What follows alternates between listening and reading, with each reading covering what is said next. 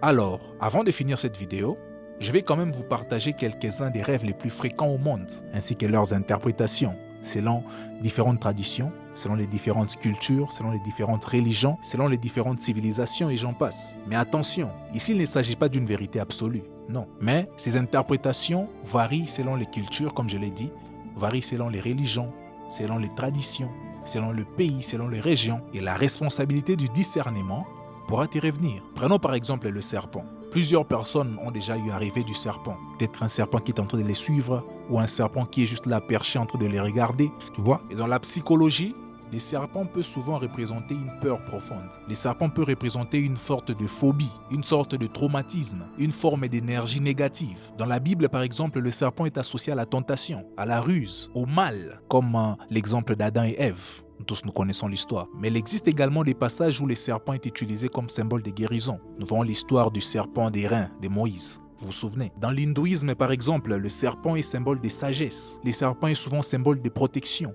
d'énergie spirituelle. Et dans certaines traditions africaines, le serpent peut par exemple représenter un ancêtre. Oui, il peut représenter une forme de protection spirituelle. Il peut représenter une puissance ou même un danger selon d'autres cultures. Vous voyez un peu le même rêve, la même image, mais qui a plusieurs interprétations selon les cultures, selon les civilisations, selon les religions. Vous comprenez un peu?